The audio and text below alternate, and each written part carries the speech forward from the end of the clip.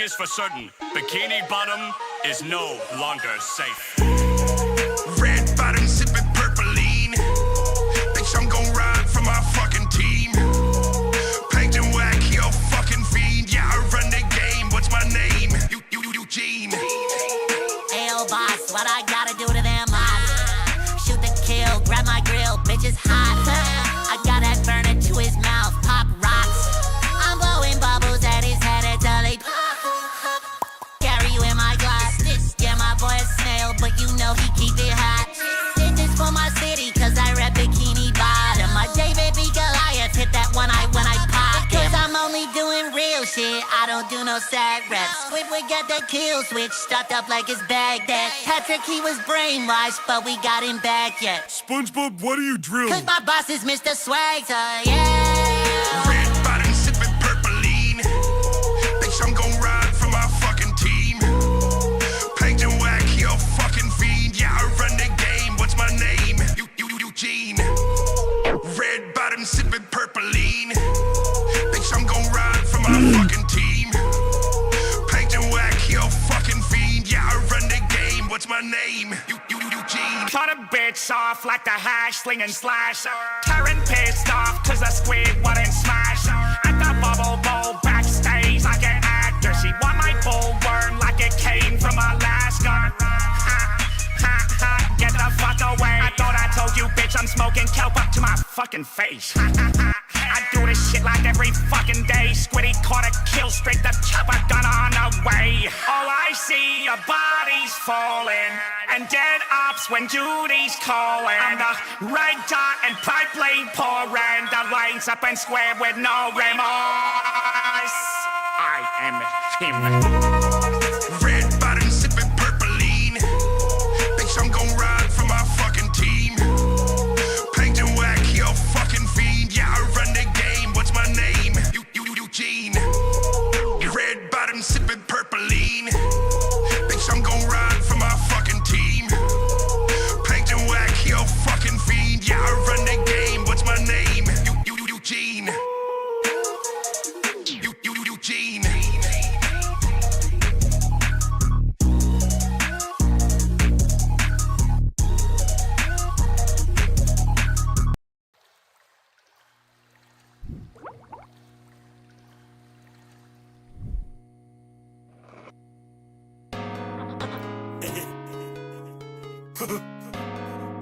Mr. Squidward, please press record. I like audio engineering, Squidward. I'm working on mine. Penny X. Yeah. I just made all of this money and make sure that none of my employees is paid cash. You gon' need more than them buggers to conquer the dynasty we went and made. Take a good look at my roster, they really the ones that went and made a change. Yeah, we been flipping them patties, we making them burgers that they really crave. Crabs in this bitch, squinting this bitch, patting this bitch. Sponging this bitch, oh yeah. We're hitting nothing but never, we're not hunting for jellyfish. Oh, I'm ready, don't need a chumba, get hat on my head, only way I can switch. Yeah. Been in this game, this shit know I'm a vet. Fought in the war, that shit made me depressed, so I opened a restaurant and made me this cash. Now I'm throwing these verses all over the track. Only ride with my gang, only ride with the pack. Gotta maximize profit, I won't pay the tax. If he don't pay a stack, then he offer the track. Pull up to the crazy crab to get a snack. Sandy, she blessing, she giving them cake. Open sesame, I get to the bank. So when no seaweed, you know it's that day. Sunday surprise with the way that it stank. I feel like a man and a mermaid. Put her around to his top like he's Sandy. Like his top off, I turn up to Mary. Getting cash means the crabs to the mandate. Getting cash, me and crabs never missing. Saw the feature, had to follow on the vision. Clear right now when I play, they gon' listen. I'ma tell you how I got these riches. Mr. Krabs sent the check, squint bill me the set. Bikini Bottom when I rap, made it up for clearing that. Now they post me on the net, I'm asking what's next. Go on my cup, it's muddy. Sorry, I'm bursting your bubble, buddy. But your girl's covered each other, she's ugly. She think as fuck, she look kinda sexy. I said no thank ya, bit like an angler. Hands like a strangler, that's smelling your massive. Crabs holding paste up, potential waste. Only getting one chance, you better firmly grasp it. They said they wanna vote, well then let's get it. On fire underwater, ignoring the physics. Try to emulate the sauce, what is missing. Take out the trash, but the sea lights will get them. Are you feeling it now? Mr. Krabs' cow finally hidden. Sherry be in the chat, but it's just a restaurant, who you kidding? I just made all of this money and make sure that none of my employees is paid. You gon' need more than them buggers to conquer the dynasty we went and made. Take a good look at my roster, they really the ones that went and made a change. Yeah, we been flipping them patties, we making them burgers that they really crave. Crabs in this bitch, squinting this bitch. Patting this bitch. Sponging this bitch. Oh yeah. We're hitting nothing but never. We're not hunting for jellyfish. Oh, I'm ready. Yeah. Don't need a chumba, get head on my head. Only way I can switch. Yeah.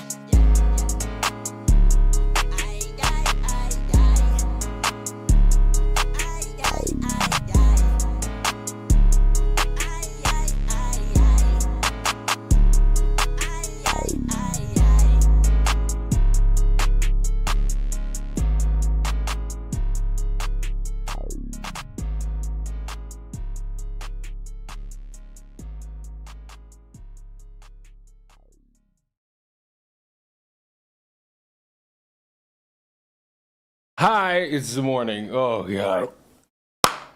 Hi there, everybody. How are all of you? How are all of you on this? Not even random. I said I was gonna stream today, so I'm not even like trying to sit here and be like, oh, how is everybody? How are you all doing? Oh, you knew I was gonna be here. You knew. It's been the first time in a while that I've hit the little back to backs. You know what I'm saying? But here we are. Here we are.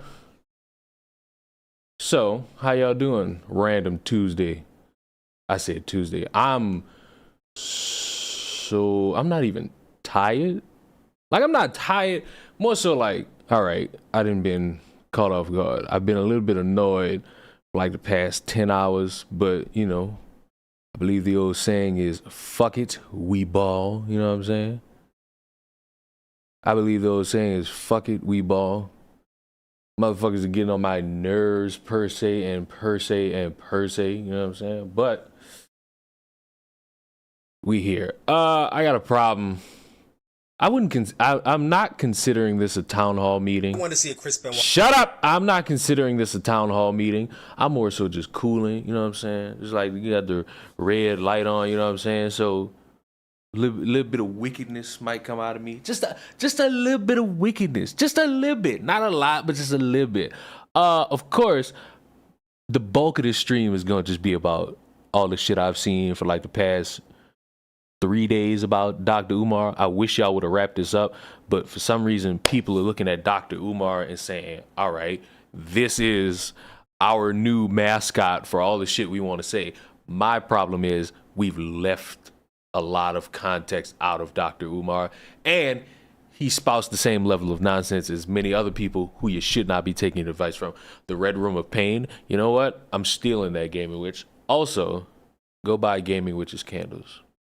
Go buy Gaming Witch's candles. Now look, I don't hold too much inside information about some things. I don't. I really don't. Because while I am somebody most people not even confide in, but they'll give information to because they know I typically don't care enough to like throw that information out into the public unless it's something drastically comical. If it ain't comical, then then that shit just stays like close to me.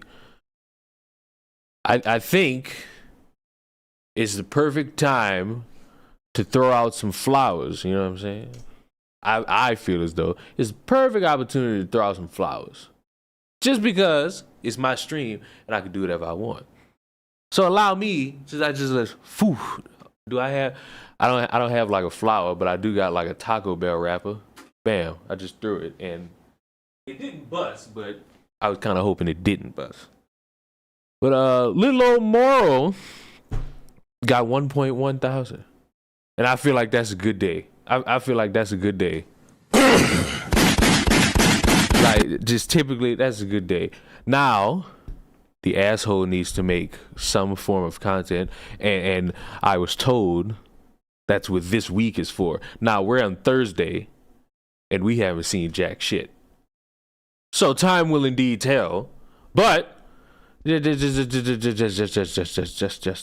time will indeed tell. I thought you coughed into a mic for a minute. No, that was my soundboard. I only got 2 things because I'm too lazy to put in anything else. Also, I'm getting a bigger desk. This desk is quite roomy. But of course, I'm ignorant and I want bigger. So I've gotten an even bigger desk so that I can have more room to throw my body on. And now I'm excited. I am thrilled. Cheers, my dude. Well, since you asked for it. Cheers, my dude. Love ya. No homo. I can't for the life of me understand why some people got mad that this motherfucker did a bit at some YouTuber's award show. Like, oh, he's getting cheered on by strangers who know of him in his catchphrase. Look how much of a loser he is. No, that's not really a strong point to make. Oh, I just cracked my knuckle and that shit sounded so fucking great. Oh man. All right. Before I get to Umar, I want to show y'all something because I was watching some of this and it just my mind was itching just a little bit. So I want to put into context for a second. There was a movie that came out, I think either this week or at some point last week, called The Iron Claw, and it's a biopic about the Von Erich family, a wrestling family, and the story of that entire family. Absolutely some tragic shit. But ever since that movie came out, it's led to discussion about more biopics being made about other wrestlers. There was talk of Eddie Guerrero. There was talk of maybe Kurt Angle. But then there was also talk about Chris Benoit. Now, for those of you who don't know anything about wrestling or WWE, Chris Benoit was a wrestler. As you can see, it's not this guy right here. It's the guy behind him. It's the white guy. He was a wrestler, and amongst his comrades and people in like the wrestling community, they will respect the craft that he put in over time. However, there's just one glaring thing that critical. I appreciate the $9.99. There's just one thing that just like overweighs all of that, and it's the fact that he killed his entire family and himself.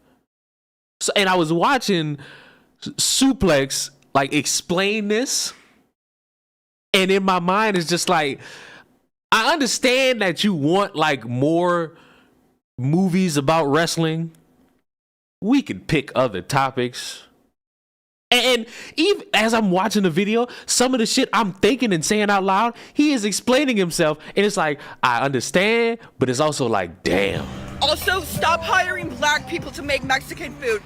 Would you trust a white person to make you Chinese food? So let's watch, shall we? I want to see a Chris Benoit biopic get made. Can I put this on like 1 point? I'm going to put this on 1.5. After the successful release of A24. I can't put it on 1.5. He moves too fast. He talks too fast. 1.2 is fine. For his Iron Claw, which is a great movie. I recommend you all go see it. I've seen the movie 3 times already and even hosted a screening for it about a month ago. Shout out to A24. They are literally the best studio doing movies today. If there's one thing that... Are they though? Because, you know, Spider-Verse movies are kind of better than everything that came out this year. I truly hope comes out of Iron Claw is that it exposes more movie studios to the fact that there is a market for wrestling movies to be made. You don't really get to see a lot of them these days. I mean, before Iron Claw, there was Fighting with Mike. I don't think we really need to see too many movies being made on certain wrestlers, because if you really think about it, they kind of already got that with like the WWE network. I understand like for wrestlers that's not a part of WWE's history, so you kind of got me there. Family, which was back in 2015, and before that it was The Wrestler, which was back in 2009. I don't think a lot of these biopics or wrestling movies get made because studios don't think there's really a market for it, and I hope this movie does well enough to prove that there is a market for it and people want to see it. I saw a tweet yesterday that said, hey, all right, he's explaining his whole thesis, but I kind of need him to get to the meat. I need him to get to the meat. Where's the meat of this? What it look like. So I retweeted the post and I said, nah, hold on, buddy, might be onto something here. And it went pretty viral. Like, a lot of people saw the tweet and I'm like, okay, you know what? Let me throw my name into the hat. Because like I said, I want more movies to get made like this. When I hosted that screening of A24, it was actually joined by a lot of wrestlers. And I had conversations with them and they were echoing a lot of the same thing I was saying. Which is like, yeah, we want to see more movies like this get made. It could bring more awareness to wrestling. Not even so much to bring in fans, but just bring awareness to what really goes on behind the scenes and what goes on behind these people's lives and how it takes a toll on you mentally and physically. Because Iron Claw is not trying to make wrestling. Pedro Pascal would be wild as Eddie Guerrero. I'm not even gonna lie to y'all. Fans. That was never the idea of the movie. That's not what the idea is supposed to be. The whole idea of Iron Claw is to tell the tale of the Von Erich family, and they did that beautifully, in my opinion. Okay, so the whole gimmick is to tell the tale of a family or like a wrestler, given that they want to make More of these. Did they leave some stuff out? Yes, it is a biopic. It is a dramatic portrayal of what happened. Did it include everything? Nor should they include everything. If you want to see everything, watch a documentary. There's my first problem. If you want to know about everything, watch a documentary. Wouldn't you want to put more towards the documentary because it's giving you more? It's not over dramatizing it. I probably butchered that word. It's not being over dramatic about it. It's giving you the information. There's a series I think called Dark Side of the Ring, which, like, yes, it does a little bit of dramatic shit because in the midst of people telling like the real stories, they got actors with like a camera filter on, like reenacting all the movements, and that's over dramatic as all fuck. Because you'll have a moment where they talking about a wrestler getting killed, and then all of a sudden you see silhouettes just like stabbing each other, and it's like, did I really need to see that? Read up on the actual story. Movies like this are meant to bring awareness. They're not meant to tell the entire tale in like a 5-hour setting. That's not what this is supposed to be. But the point of that post is that I would like to see more biopics made, and I thought he had a good idea with Eddie Guerrero and Pedro Pascal. So I threw an idea into the cap. I knew it was going to be a controversial one, but I threw it in there anyway. I basically reposted what he said because I want that trend to keep going, and I basically put Tom Hardy portraying Chris Benoit in a Chris Benoit biopic. Tom Hardy playing Chris Benoit is fucking wild when you really think about it. I think they even went over the Von Erichsen. Yes, they did. I didn't watch that one, but they went over all the shit that happened with the Von Erich family. So it's something that routinely gets made, and I think he brings it up, and I thought about it, and I really do think he brought it up. There are YouTubers who make like little documentaries on these same things where nothing is really different. They all talking about the same thing, especially if something's like years old. Motherfuckers already know about it. Oh man, did the floodgates bust wide open. This post is going pretty viral on Twitter. It's made its way over to Facebook and Instagram. It's started a real discussion about this. As you would guess, a lot of people do not want to see this movie, and I understand why. I feel like it's in our nature as wrestling fans. I'll be honest, I don't want to see it. I don't want to see it because he explains his reasoning why, and his reasoning I don't agree with because you're wanting me to care about other shit that will not outweigh the ending. Like, the ending is the juiciest part of this whole setup. And I feel as though because nobody really knew what was up, you're not really going to get something accurate because nobody knows what he was doing like the week before, 2 weeks before. I think he no-showed a pay-per-view and somebody called to check in on him. They found all these bodies. And then they tried to piece everything together. Fans, when you think about Chris Benoit, you obviously go straight to the end of the story, which is, you know, the double murder suicide. Yes. That had a very lasting impact on many wrestling fans in that era because many people looked up to Chris Benoit, were fans of Chris Benoit, and then it just kind of got ripped out of them after hearing that news. It's a very integral part of wrestling history. It's a very huge blemish and disgusting, like, act that happened that day. But I believe it's a story that deserves to be told. And I know what some of you are going to say. What do you mean story that deserves to be told? It's already public consumption. The story, this is where I started to like disagree because the story has already been told numerous times. I think this happened in 2007. It's been 13 years. This story has been told. It has been more than 13 years. The story's been told already. Say, oh, but there's Dark Side of the Ring. Oh, but there's already news coverage. People already know what happened. You don't need to retell it again. 16 years. Yeah, I get that, but I don't think some of you actually understand what the difference between a documentary. All right, this is where I kind of started to like angrily disagree. And a biopic is. The primary aim of a biopic is to offer audiences an engaging and emotional portrayal of a person's life story, often incorporating artistic interpretations to captivate viewers. First of all, Dark Side of the Ring did that. And second, maybe it's just me. Maybe it is just me. But I am not interested in the person's life story, an emotional portrayal of that life story of a guy who killed himself and his family. Because when you boil that concept down, that creates a weird section of the world who wants to make love to said person, aka how these white bitches was running around trying to love on Jeffrey Dahmer of all people. Like, in my head, I don't need to know or have a movie studio try to make me feel sympathetic in some way about a wrestler who was paid to either win or do a job. Like, because all of that will not make me feel sympathetic, nor will it be something emotional, because this guy took his own family's life. And I think if there's anybody you should feel like sorry for, it's the son that's still alive, who, I don't know if he's still trying to, but a few years ago was trying to wrestle under the name Chris Benoit. That shit wasn't gonna stick. Like, that was not gonna stick.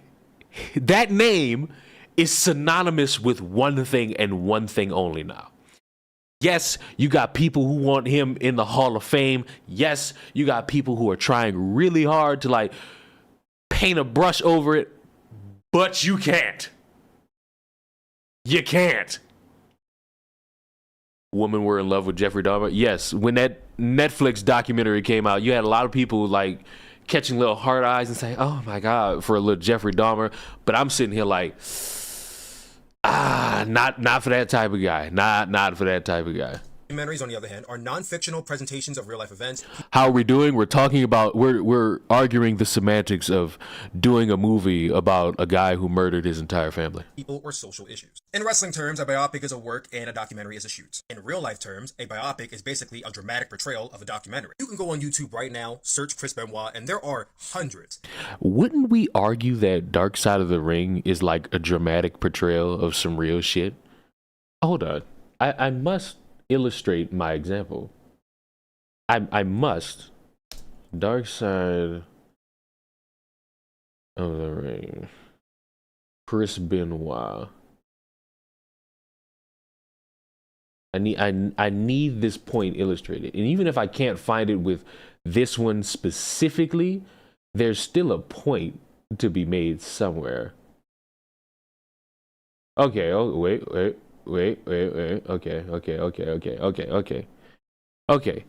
This is Vice TV's YouTube channel.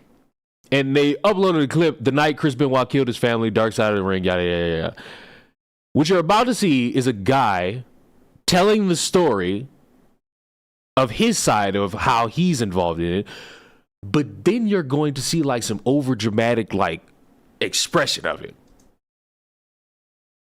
I did a great job not playing the audio. I got a bounce, gonna get new glasses. You four-eyed. So then, that's it. About 5:30. This motherfucker is telling the story, and there's a guy who's not him, just like over dramatizing what they did tie his death with Eddie. It's like, I didn't like that because it made it seem like, all right, you turning one passing into another when it's like, I don't know, not the strongest portrayal. It's a guy, which I guess you wanted to stress it being Chavo Guerrero, but telling the story, and then you have actors doing like a little portrayal of it.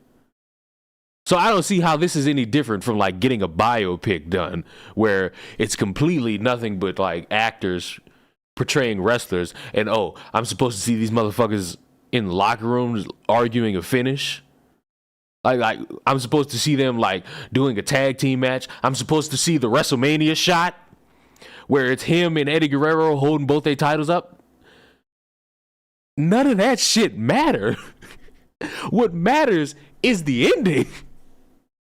Hundreds of fan-made, like curated Chris Benoit documentaries, people retelling the story, people giving their takes on it. Like, if you want to learn about Chris Benoit, it is not hard to learn about what happened. It really is not. Here's the thing about documentaries. They are not generally made for a live mainstream audience. They aren't shown in theaters. They might get the art house treatment and get shown in like your smaller local theaters, but you're not seeing them being showed in Cinemarks and Regals. You're not seeing red carpets for them. You're not seeing like it being blown up and like documentaries don't get that treatment. I know there's some exceptions out there, but normally they don't.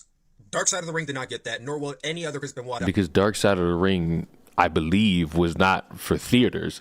Dark Side of the Ring was meant for TV and like streaming platforms. That wasn't something where we could turn around and be like, it's going to be at AMC Theater. Let's go buy our tickets. I think they've done like 3 seasons of Dark Side of the Ring. Have they not?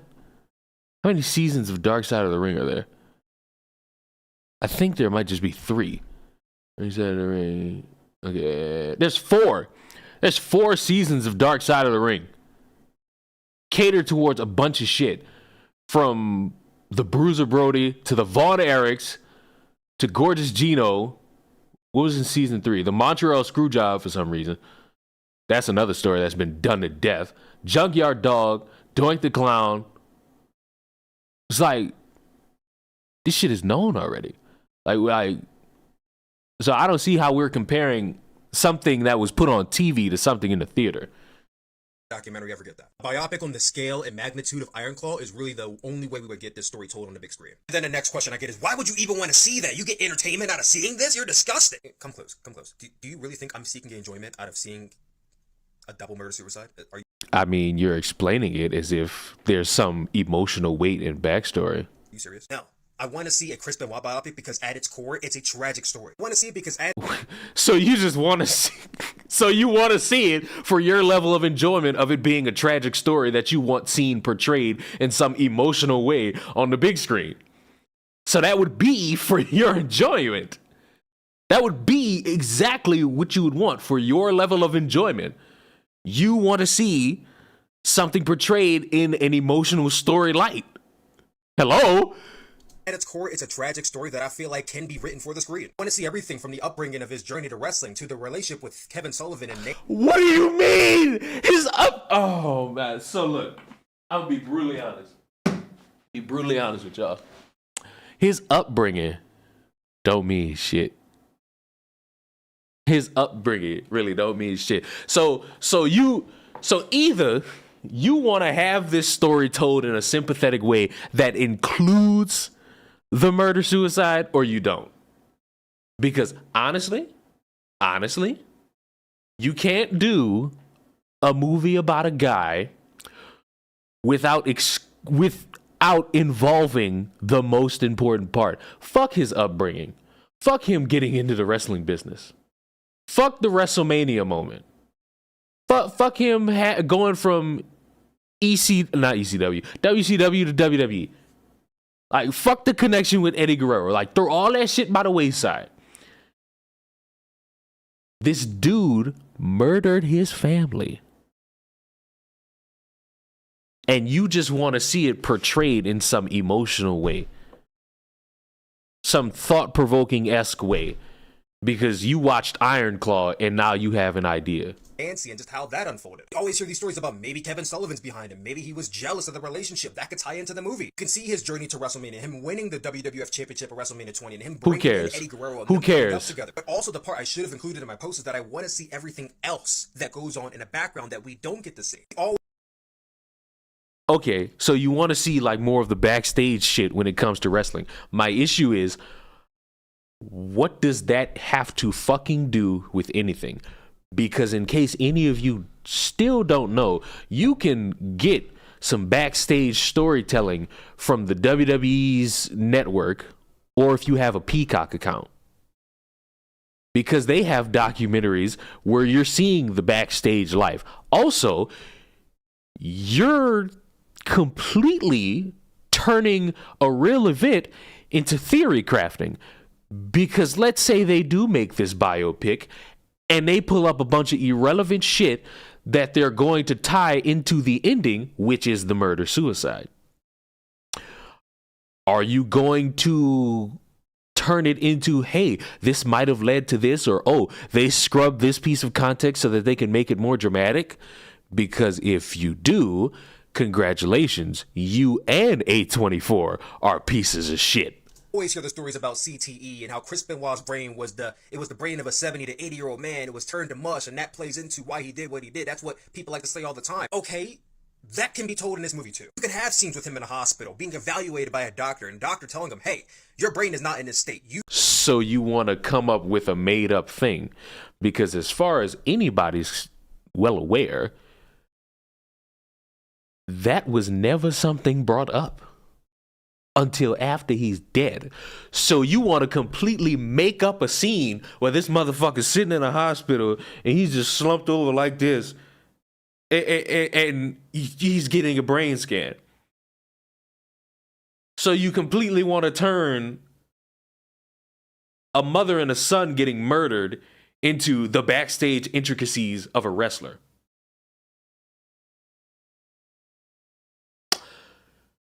Need I remind you all, this shit is already publicly available for anybody to see because there are multiple documentaries.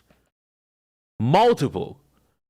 So when you got a guy saying, oh, I want to see him going to the hospital and getting a brain scan, do you think that's going to do anything and change anything? It's like these motherfuckers want me to feel sympathetic to a guy who ended up killing his family. Sorry, but no. You should not be doing these moves. You should not be taking chair shots to the head. You have a litany of concussions. You have a litany of head issues. You should stop doing it. Chris Benoit keeps on wanting to do it because it's for the love of the game. He loves wrestling. This is all he knows. This is all he wants to do. That's why he kept doing it. That's wonderful. There's a reason why these motherfuckers end up in wheelchairs and their brains are fucked. It's because they didn't take a break, or they didn't at least stop when they should have. That's why you have these fucking wrestlers still wrestling in their 70s. I'm pretty sure Ric Flair is 300 years old, still trying to slap motherfuckers in the chest. It's not a good business. You're seeing all these achievements going on in his life and all the ups. You're also seeing the downs. You're also seeing all the hardships, all the arguments with his wife. Fuck the hardships! What arguments? What? So the motherfucker really just wants to create random scenarios and tie them into a movie.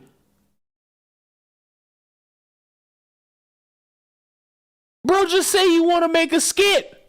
Everything that's going on with him mentally up here, all of that builds to that tragic end, that builds to the moment we all know is coming in the film. That way, when it hits, it hurts that much more because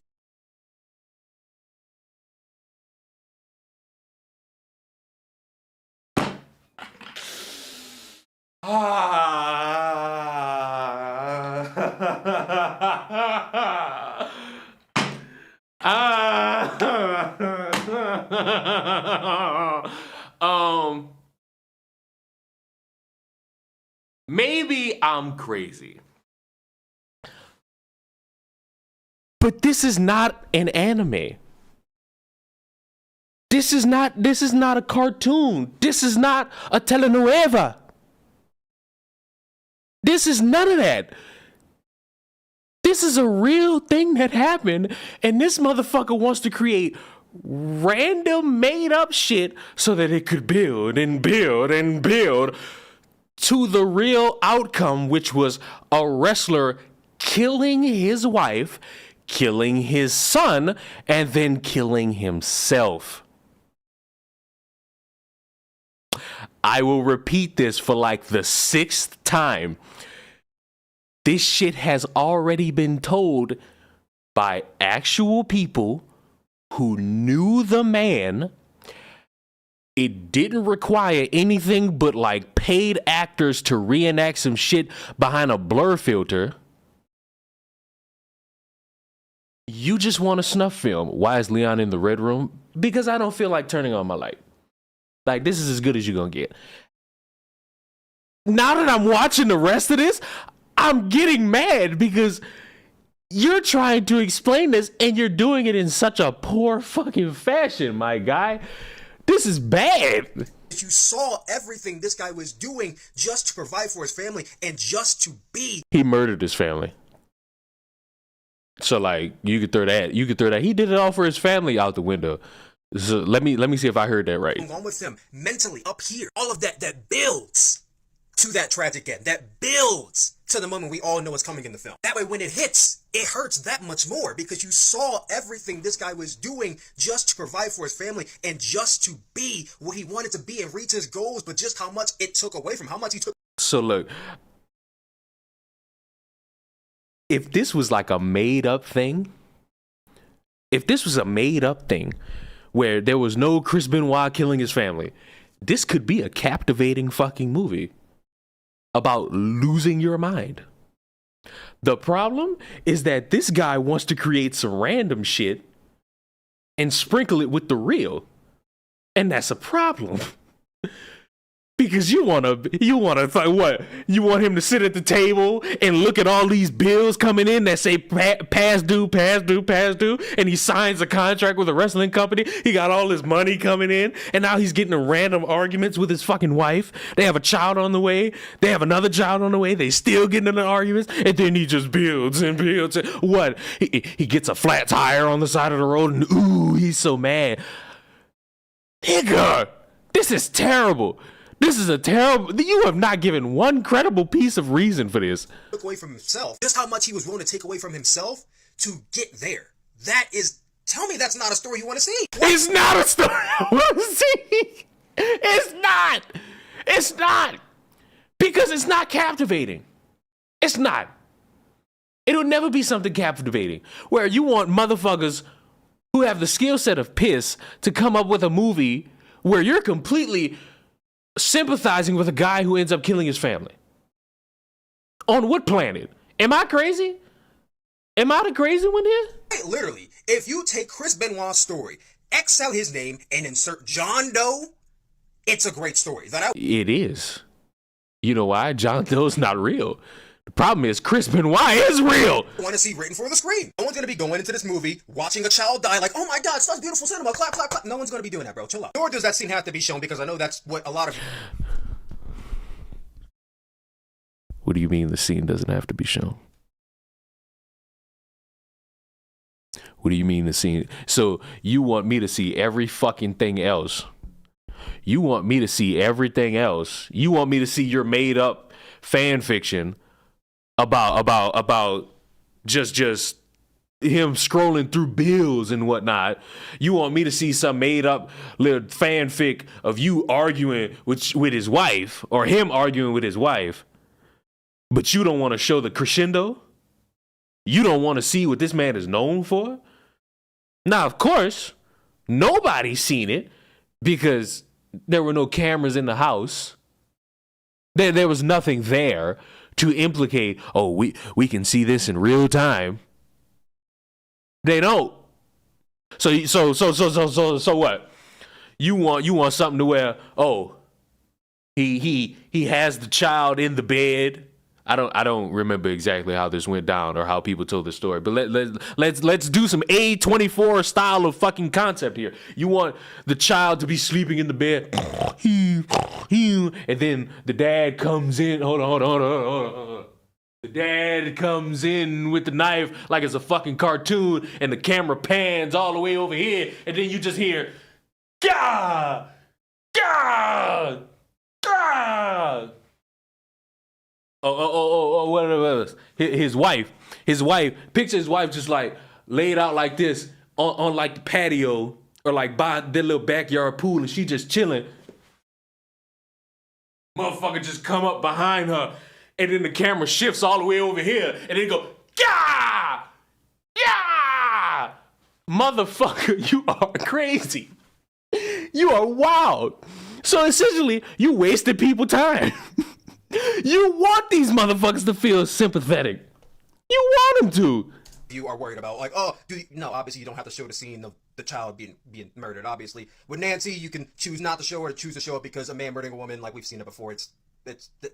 We all know what you don't want to see. You don't have to show it. You can imply it. Nancy, you can do the same thing. You can imply it. You don't have to show it. One thing I do not want to do, I've seen some people saying, oh, you can just cut the story off of WrestleMania 20. That's a falsification of what's going on. You're going to... So that's the falsification?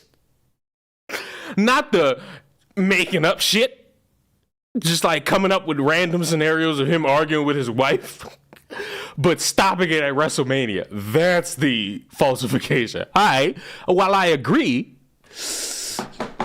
feel like you got to talk to yourself and realize you also playing that game, buddy. Tell the story of Chris Benoit. You can't just end it at the WrestleMania 20 cut the block. Like, no, we can't do that. You're cutting out an integral part of the story. You're also just ignoring all of what happened just to have a happy ending. No, this is not a happy ending. Not all movies have happy endings. And I trust A24 with this because they have done films without happy endings in the past and they're all beautifully and they all worked. A24 is a studio that I have trust in and I know they can pull this off. Now, Chris Benoit is deceased, so his family's estate has, owner's rights over his public image, and without their blessing, the movie will never get made. I believe David Benoit, Chris Benoit's like son that's living, basically has cut off all possibilities of this movie getting made.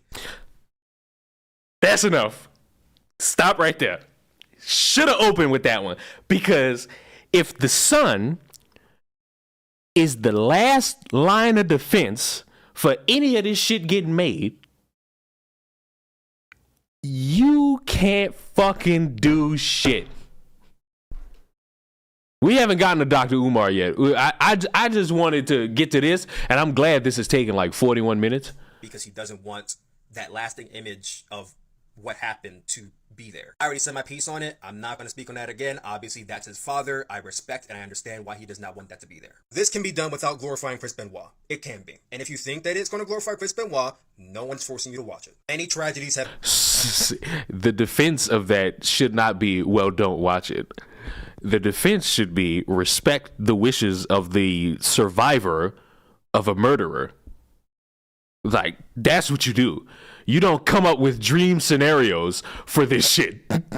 You don't. Been portrayed on the screen before. You have seen multiple movies that start with based on a true story. This would be based on a true story. If you don't want to see that... But you are wanting to come up with random scenarios in which we wouldn't know if they are true or not.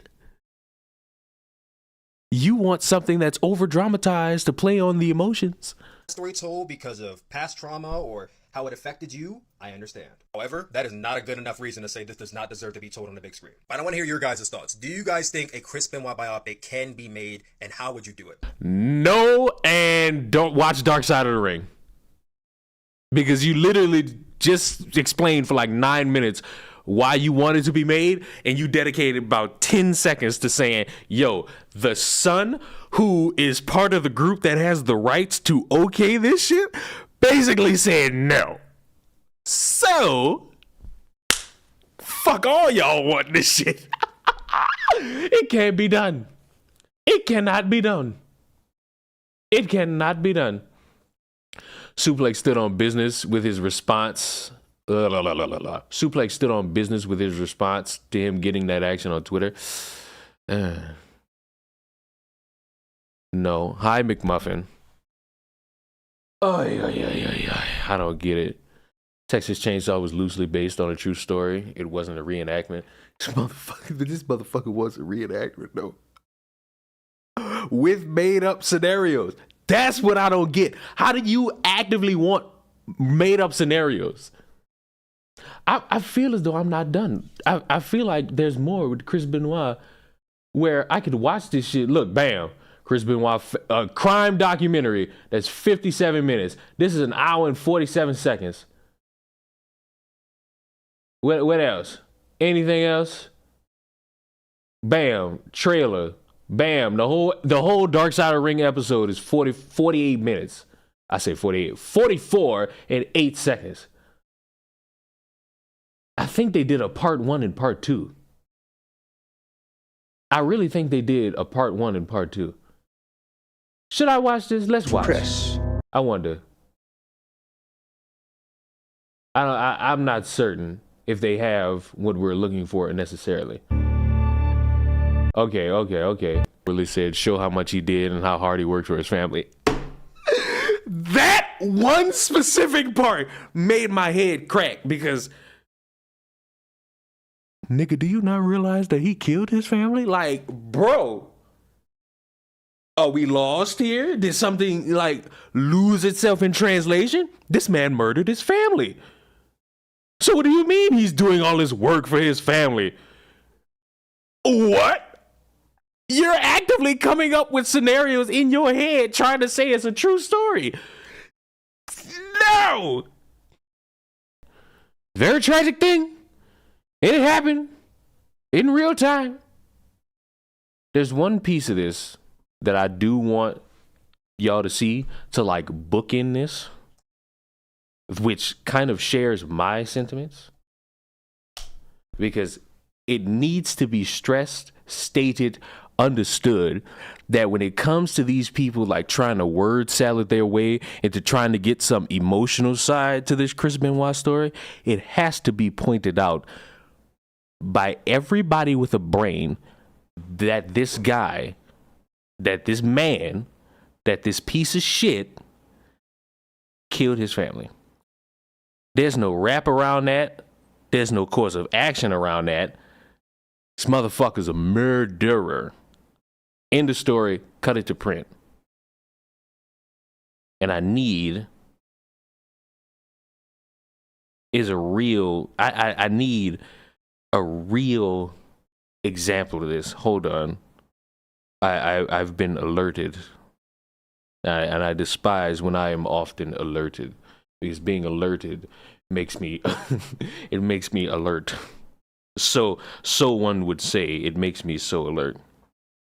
I know nobody cares, but how y'all feeling about the little dark room? Manga Plosion, I appreciate you being a member for 3 months. I hate people still play devil's advocate with this. I mean, they have to, because they need something to stick somewhere, somehow. Okay. This is Paul Heyman. And this is probably the most infamous clip anybody could use to discredit any fucking body who tries with Chris Benoit. And it's called Paul Heyman Calls Out Fan on Chris Benoit. It makes you look darker. Well, I was already dark. Who's saying my boy? Hold on. I need... where's the part? You can admire his work. Take full DTE. Oh, well, fuck. Okay. I was starting from the beginning. Who's saying my boy? Why? Yeah, you can admire... He was talking about Chris Benoit, and then all of a sudden, somebody was yelling out, my boy. His work all you want, but you know what? You can admire his work all you want, but I'll give you my take on it. Since you want to keep on yelling out my boy, 3 people died in that house that night. 3. Somebody, I don't know if y'all can hear it, but somebody yelled out CTE. Because motherfuckers always want to be a scapegoat for some random shit they don't need to be a scapegoat for. Damn it, computer. 3, I don't care about CTE. 3 people died in that house that night. Only 1 person had the choice behind it. The other 2 didn't have a choice to die. So if that's your boy, fuck you.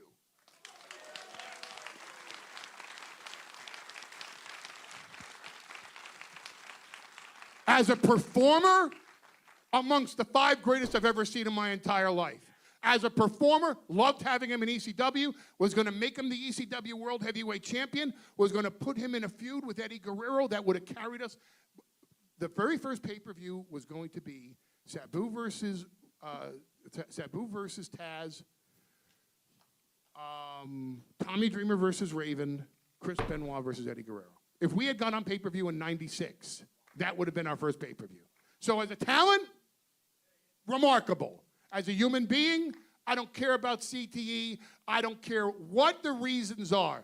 Nancy and Daniel had no option. He did. Fuck him. Simple. Clear cut. Barrett the bonus. But for some reason, motherfuckers just like, oh, yeah, fuck, I think A24 could come up with a scenario where we could tell this story and provide more intricate information about how this motherfucker was trying to provide for his family, which he then also murdered. Like, I'm sorry. Everything don't need a sympathetic spin. Everything don't need a story of random shit you want to make up because you want to have this on the big screen because you felt you were cheated when you were watching it on your phone, your laptop, or your TV on the fucking Vice network. You feel as though the YouTubers who make these documentaries didn't really tell the story in the best of ways, so now you want a version that would make you, like, feel better? Well, here's the thing. You're not gonna feel better from this shit. I don't care if you have a collection of people come together and they spend billions of dollars trying to give you the story of Chris Benoit to put on the big screen.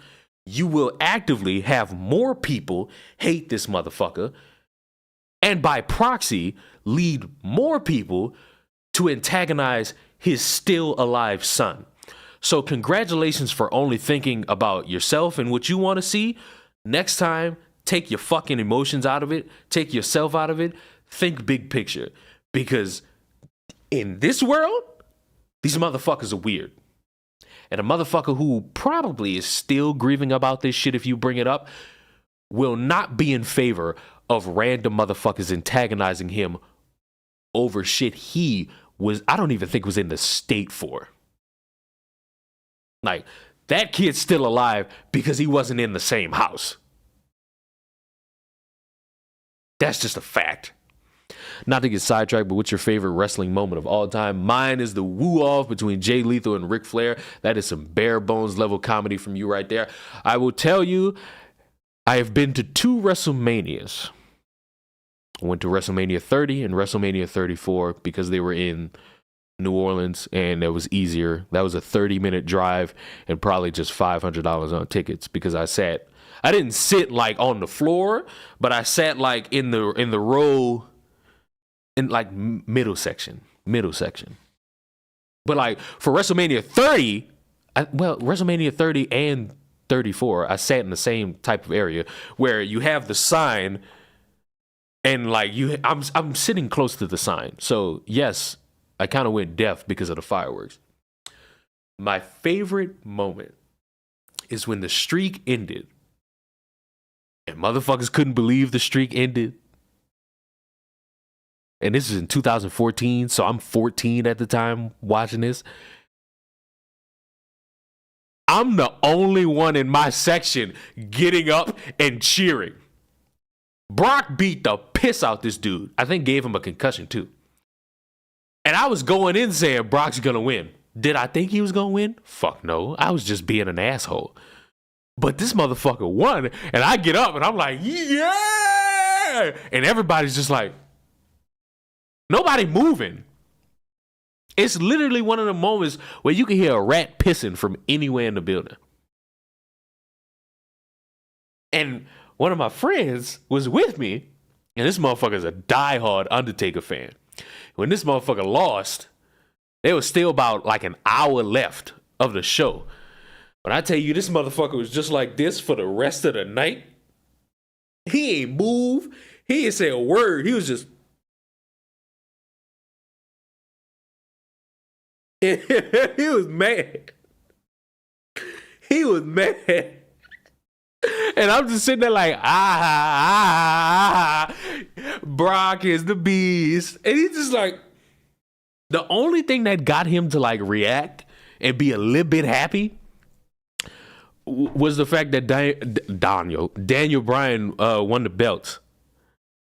Because if it wasn't for that, that motherfucker would have went home devastated. But that is my favorite moment. I also went to Raw in Dallas like a month ago, 2 months ago, and that was fun. When the motherfuckers do like the Jey Uso thing where the motherfuckers like do the wave, that shit was funny. Because they was all doing that shit where I was at. Also, floor seats, not all that's cracked up to be unless you in like the first 3 rows. If you on the floor and you like towards the back, I mean, cool, you on the floor, you paid that much money for that, which I only paid like $200. Last second tickets kind of reap the most rewards. But it's not all that cracked up to be to sit on the floor. That's why I like sitting in like that middle section. And I don't care what anybody says. Y'all can make fun of the cheap seats all you want. At least with the cheap seats, you can see every fucking thing. Or like you can see everything. You sitting in the nosebleeds. And maybe it's just me, but I do like seeing like the crowds like do shit sometimes. So the next time I go, I want floor seats, but I want to sit front row. I won't be on TV. I was on TV for a random episode of Monday Night Raw. It wasn't like the camera in my face shit, but there's a specific moment where you can like fully see me. And I'm like, oh, I'm on TV. I would put it on the screen, but I'm not getting in copyright trouble with the WWE. It's not happening. Also, before I move on to the next day, funny story regarding that same night where I was on TV.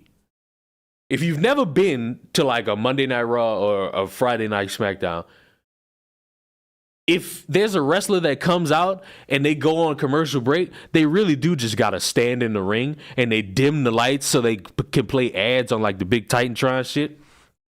So the New Day came out, but they went to commercial. And me and everybody that was in the front row with me was like making fun of Xavier Woods. And we all said that we could beat Xavier Woods in video games. And that motherfucker was responding to us and we was going back and forth on some like playful banter shit. That was funny. Number 2, this was when like Roman Reigns was getting booed by everybody. These motherfuckers were looking for somebody to cheer this guy in like the front row. So during the commercial, they had a cameraman point the camera directly at us. And this motherfucker's music hit. All you see is me getting up going, boo. And the motherfucking camera, I shit you not. This is ingrained in my memory forever. The motherfucking camera, pretend this is like a $3,000 studio-esque camera. This motherfucking cameraman holding the camera, he see me booing, and he's just like, what? He got his hands out like, what are you doing? I'm booing this motherfucker. I didn't like the motherfucker. So I put my hands up and I go, boo. You know what I'm saying? Simple shit. And to this day, I don't think they put that on TV. I don't think they put that on TV. Do I remember the day? Absolutely. I absolutely remember the day. I could go back and watch that episode of Raw right now. Am I going to tell you? No. I'm just going to save that for me. I might go get it and post a screenshot of it.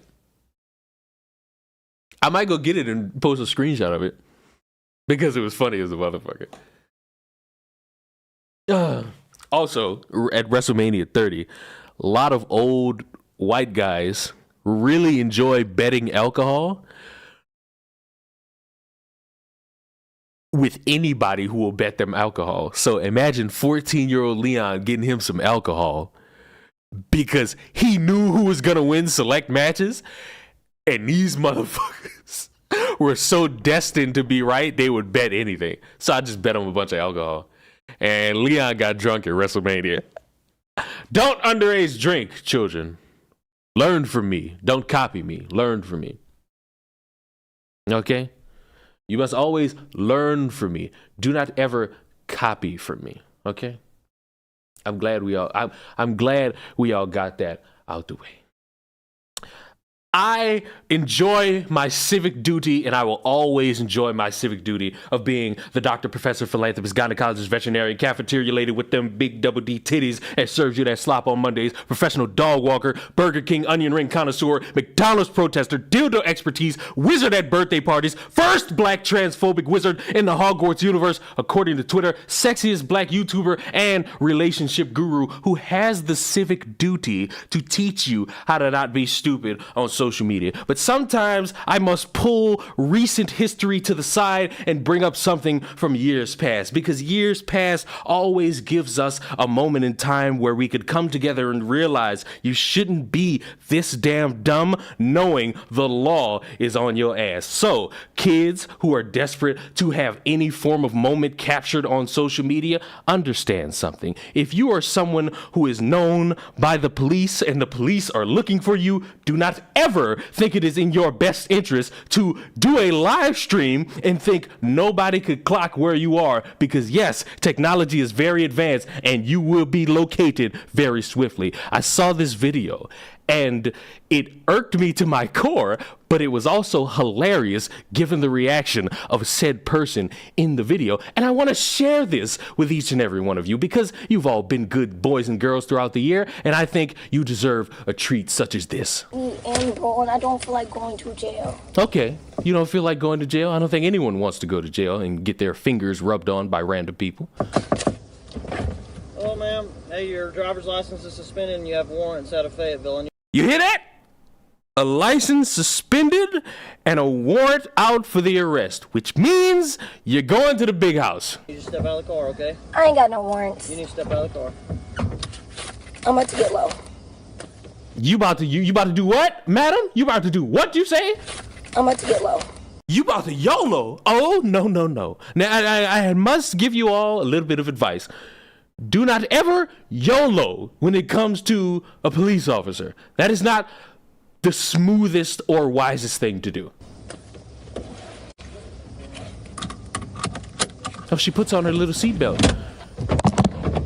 She's trying to flee the scene. And you can hear the officer aggressively try to open that door because, of course, he probably looked to the side a little bit, waiting for this woman to get out of the car, and she didn't do that.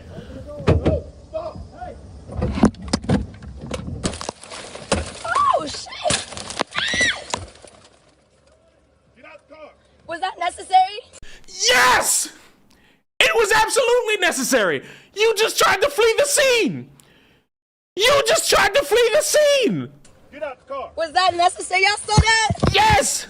Was that necessary? Get out the car. Was that necessary, Get Mr. out the Sir? car now. Y'all saw that, right?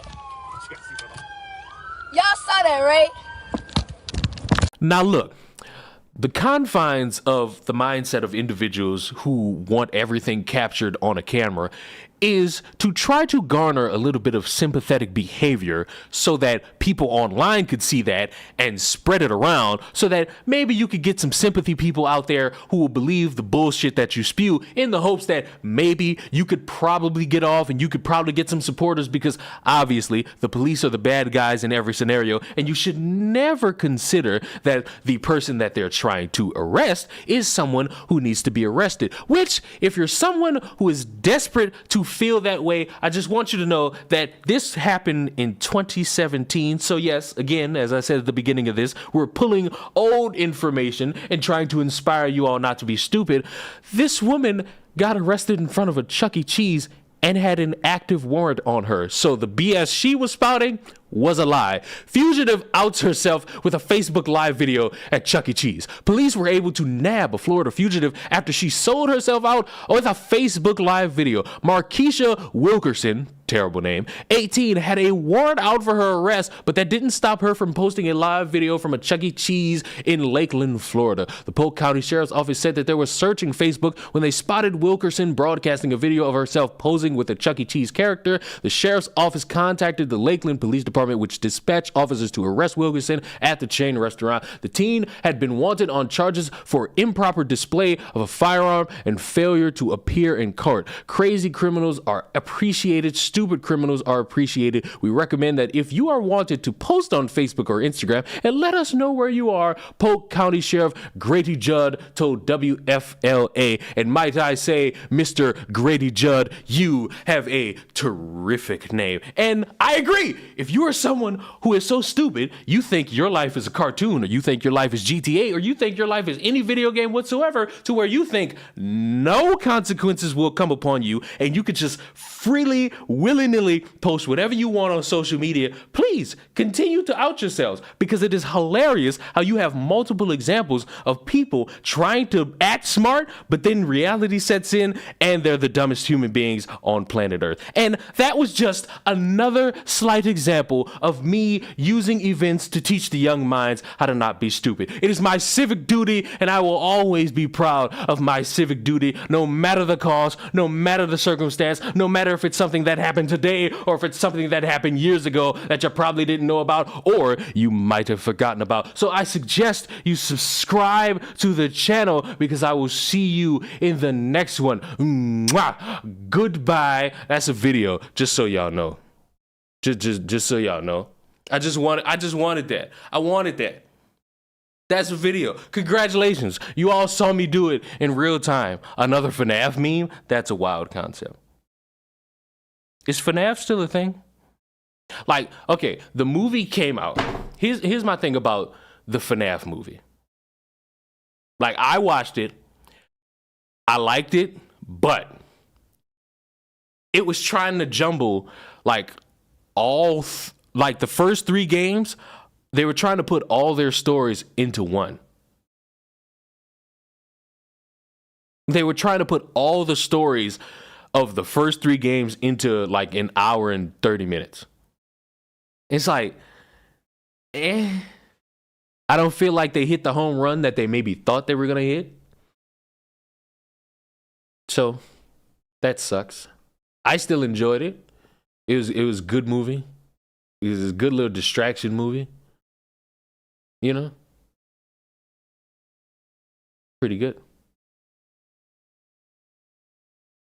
Y'all know that woman who FNAF is still a thing. Well, shit, I didn't fucking know. Like, I was around during, like, when it was hip and cool, you know what I'm saying?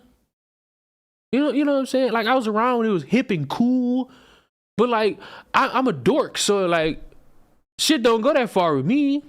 Y'all know Gypsy Rose got released from jail? I have nothing else to say about that. It's just Gypsy Rose got released from jail. That's it. That's it. That's it. There's nothing else. I have nothing else to say to that.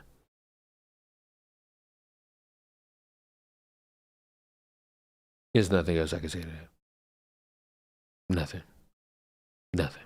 I have nothing else. I have nothing else. I have nothing else to say to it. I'm sorry. That was it. That was it. I have nothing else to say to it. Now, we could get into Dr. Umar. I know the title of the stream dictates, like, we might have already talked about Dr. Umar, but we have not. There are drastically random clips of this guy for, like, the past 3 days going around. And honestly, there's not one where I sat there and agreed with any of them. So we're going through each one of the ones that I found. If there are more of them and I've missed them, maybe I'll look for them softly, surely. But this is the first one. And I'll be honest, I hate the description of it. Racist activist Dr. Umar slams widow Vanessa Bryant for not giving Kobe Bryant's money away to the black community. He's probably a BLM supporter who ironically used donation money on expensive homes. So let me be frank. I'm pretty sure Dr. Umar's whole shtick is to be like some form of comedian who says shit and then also says donate money.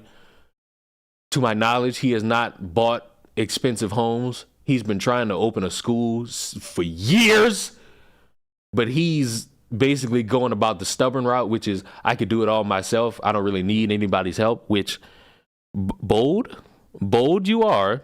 The execution might not ever happen in my lifetime or my future children's lifetime. That might be some shit that occurs like within the next 4 generations, not anything that occurs any fucking time soon. To be frank and to be just a tad bit honest with ourselves for a moment. I don't see it occurring for the youth of this current generation. But let's run through these clips a little bit. Kobe Bryant. Let me ask you a question. Kobe Bryant. I'm gonna ask you a question. Kobe Bryant died. Vanessa inherited his wealth. Sure. And guess what? Is Vanessa Bryant using any of that black man's money to do any good in the black community? Let me ask you a question. Well, I believe Google is free, and there are various amounts of charities that I believe Kobe has put his name on significantly to help out, whether it be for namesake or financial. So let me just, for the moment, oh,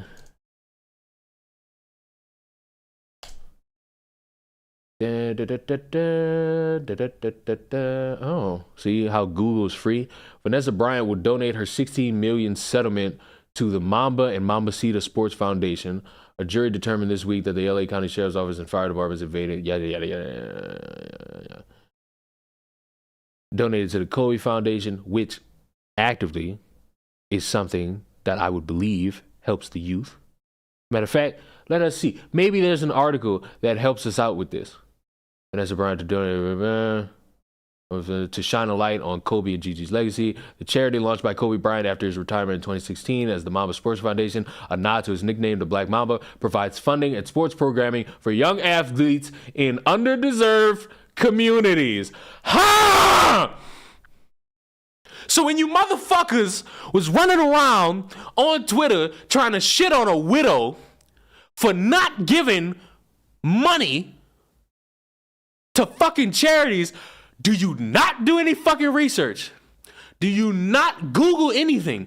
Do you just take the word of a random motherfucker who tickles your ear and says shit that you want to fucking agree with?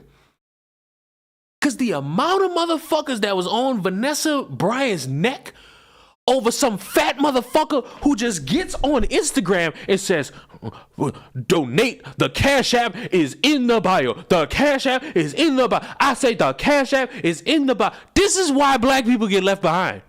The amount of people they believe in are the motherfuckers they would cry about scamming if they were white people. You cannot sit up here and try to make it seem as if this motherfucker who has no ties to Kobe Bryant, no ties to Vanessa, just spouted some shit. He just spouted bullshit. And motherfuckers ate it up. Motherfuckers ate that shit up for lunch. And they spent the majority of Christmas Day and the day after just talking with nothing to back that shit up. Oh, but you gotta take away all the dumb shit because he's spouting real shit. Where? Fucking where? Where's the real shit? I don't see it. I don't see it at all. But let's keep watching. Matter of fact, hold on. Let me get some apple juice.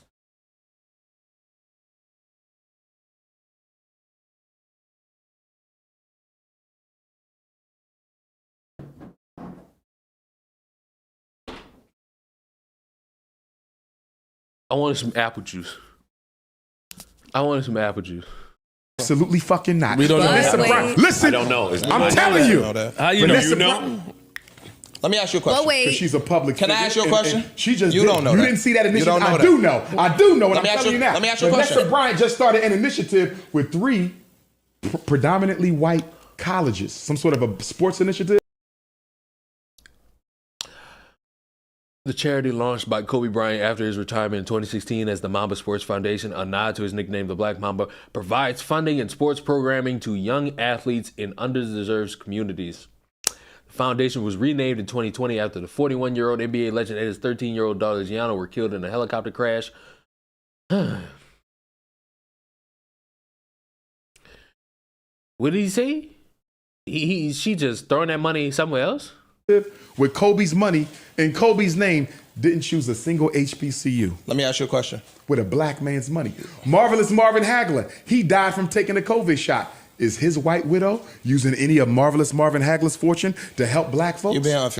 Can we be honest? Can y'all just give up on trying to want people to give their money to y'all when y'all not gonna do nothing with it? Where I would truly hope, Umar has this same, and I think he does, so I'm not gonna sit here and say he's never done it. I think he has this same level of animosity towards like them BLM founders. I really think he does. My issue is, we can confirm that those BLM founders were full of shit. You can't confirm Vanessa Bryant full of shit. I just sat here and debunked everybody's argument against Vanessa Bryant, and all it took was my fingers moving like this in 10 seconds. Fair.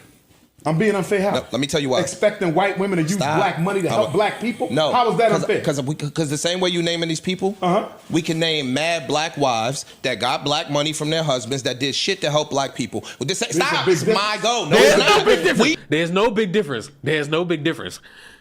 It's somebody taking money and what you said, not using it for all these black people. And you know what the difference is? You're wrong. You know what the difference is? You're wrong. If I marry a white woman, when I die, my wealth goes to the very people who have robbed everything from my community. That's not true. But that's the first one. Why are y'all talking about juice? Is it because I brought up my orange juice? My apple juice. I don't know why I said orange juice. That's the first stupid ass clip. Now we get to apparently a second one. Look, man, when Dr. Umar is right, he's right. I don't know what he said. We're just going through it.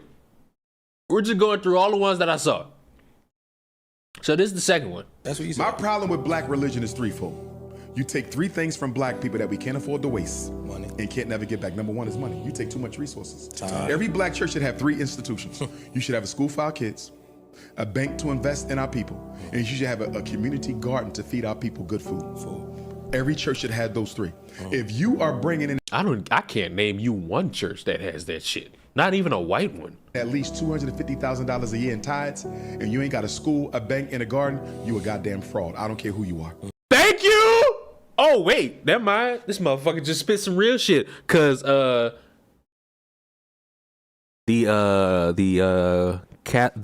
Catholics out there, they don't ever want to bring up like this gimmick with these tithes. Y'all giving money to a church, the church still look like shit.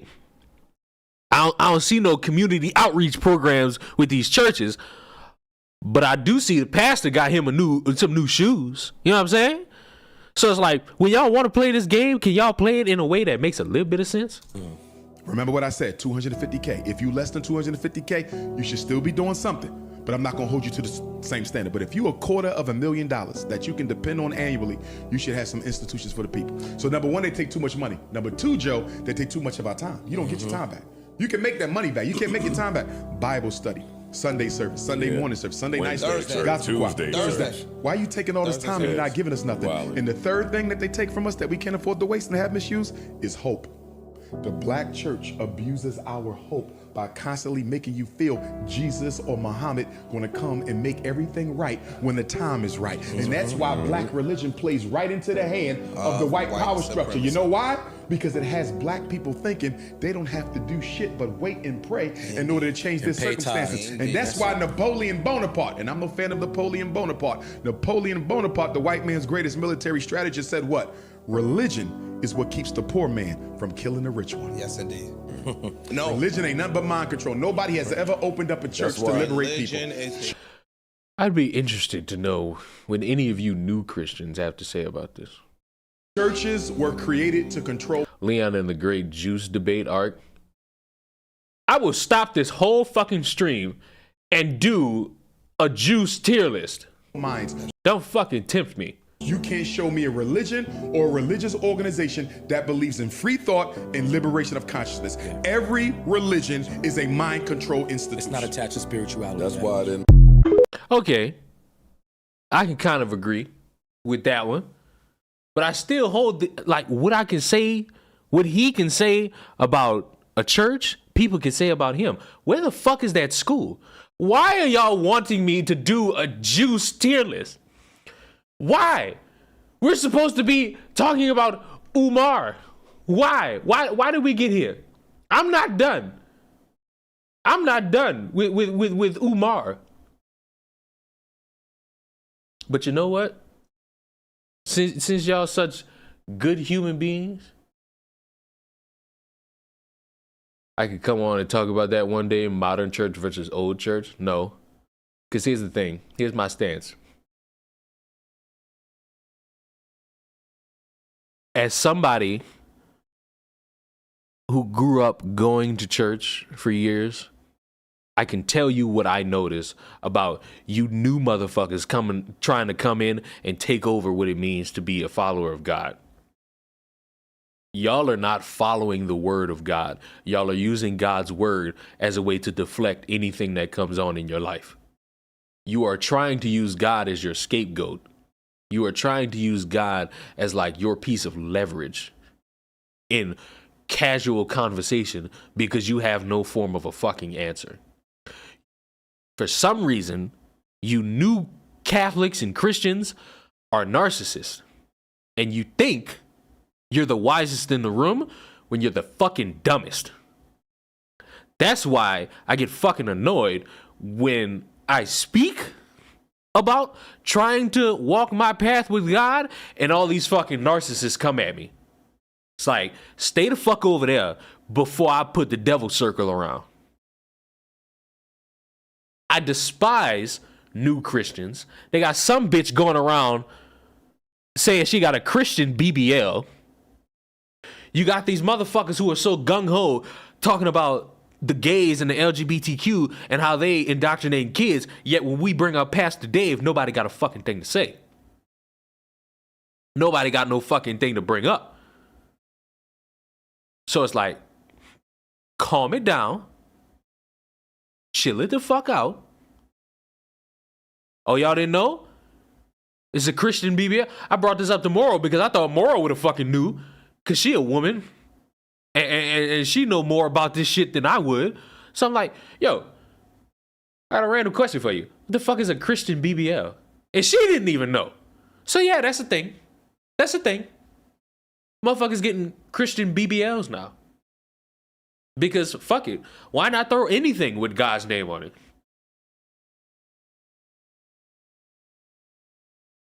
I guess for the fuck of it.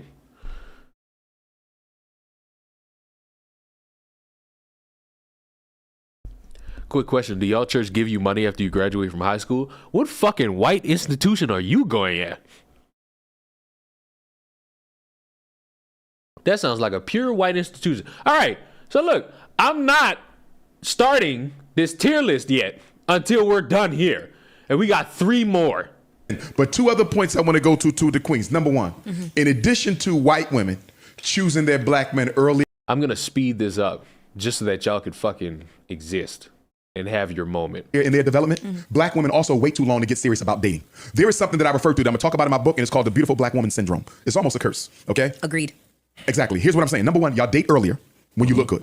Statistics show it. When a black woman is attractive, she's sexualized earlier. She loses her virginity earlier. When you have a beautiful daughter, you got to be on her ass because the hounds will be. But here's the point that I want to make. Because they're so beautiful, Joe, guess what? When the brothers in college was trying to holler with that wedding ring, oh no, I look too good for that. Ain't no marriage coming in my 20s. My options. Thank you. I'm Then the looking 30s came. The 30s came. Brothers came with the ring. Oh, no, I'm still enjoying this. Then she gets 43, 44, 45. Now I'll take the post- Now she's ready to settle down. I'll take the post office worker. Right. I'll take the But post stay office with me. worker now. And because black men are not dropping at her feet with proposals like they were in her 20s and in her 30s, now she's on YouTube talking about black men ain't shit. They not serious. They don't want to build a family. Time out. You Dating is fried.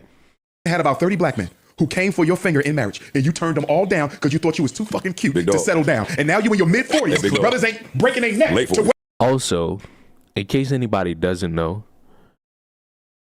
Umar got like 2 baby mamas. So whatever he's spouting about black women and people not wanting to be married, buddy, you are not really the beacon of what it means to have a stable family household. Wedge you out, and now the men ain't shit. No, listen. Wait, Mal, is that you? Mal, is that you? Not necessarily. Don't say much. You don't look the same. Right. Well, not necessarily. They still look good. No, they still look good. You don't put your fucking computer they away. still may look good. You don't look the same. And not just that, that black man now has ascended to the point where he's single and he got the 30-year-olds and the 28-year-olds still checking for him. He 40 now, he got the pick of the litter. That's true. He got the pick of the litter now. But the other thing too, when you're a black man in your 40s and you meet a fine ass sister in her 40s, it don't mean nothing wrong with it. Nope. But you have to entertain the idea. How did a woman this fine slip through the cracks? She damaged. She got a bunch of shit coming to the table with it. So you automatically a little on defense because you like shit. She bad as shit. Never been married or no kids. Never lived with a man. Like, are you psycho? What's wrong with you? Are you married but not telling me? Not giving him a pound. You told me to sit down. Shut up. Come on, please, Queen. Dap him up now, Queen. Read your ass. Leave my sister alone. Leave my sister alone. Leave my sister alone. Not too much on Mel. When he started her rebuttal. There is no rebuttal. I agree with you. Okay. No, I don't. Then don't rebut. And stepped in. My thing with people who just want to talk about everybody else's dating life and how they want to operate, listen, at this point, and especially since I'm looking at this, fuck Kevin Samuels. He was the worst thing to happen to any form of discourse about dating. I don't give a fuck if this motherfucker motivated you to just sit and stand there. This motherfucker inspired a legion of motherfuckers who are single to start spouting how much they're hurt because they're single. Honestly, I'm not talking about the Eminem thing because Eminem's a fucking goat. I don't give a fuck what a non-ass rapper got to say about this motherfucker. Because at the end of the day, you probably just lay up with a pocket pussy. And without Eminem, we're not getting 50 Cent. That's a fact. I think this is the one that pissed me off the most. The concept of black people dating outside of their race. Manager that he hired to come in here and clean this motherfucking apartment. Joe might not know who the fuck cleans this apartment. Something just hit me. Shoot. Are you mixed race? No. Or you a bunny hopper? Yes. Per yup. Basically somebody who dates white women. That's why you have a liberal perspective. That's not true. That's not because you go home to a white woman. Yes, but that's not true. I felt this way before I met my white girlfriend. So help me understand how you could be so passionate about the black. I'm passionate. I'm an objective thinker. I don't. If something makes sense. So you have no loyalty to the black community. No, I do have. I probably employ more blacks than you. Okay, so help me understand that you employ more blacks than me, but you go home to a white woman. Why you don't have a black? Before this continues, I just want to say. I want to look you in the face. If you are black, fall in love with whoever the fuck you want to fall in love with, as long as it's not a child. It'll never be this damn deep. It'll never be this damn deep. The slave jokes are funny. The get out jokes are hilarious. But when you have all these bitter people talking all this shit about being a bunny hopper, it's like, why are we here? Why is this the beacon of conversation? Shit like this is why motherfuckers surpass us, because we not talking about no real shit. We talking about motherfuckers and who they should and shouldn't date and how much it offends us when we see it. And I could honestly understand the point some people make when you date outside the race and these losers come out the woodwork talking about some white girls are better. It's fucking annoying. It's fucking stupid. Just date who you want and shut the fuck up.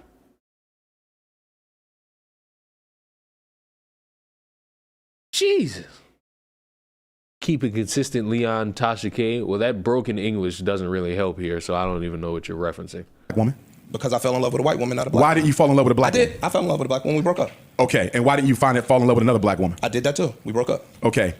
And why didn't you get another one and another one and another one until you found the right one? Because I met a white woman that I fell in love with, and that's the person that and you're being disingenuous about That's not something. true. And let me tell you what you're being True. disingenuous about. True. Romance is a function of focus and opportunity.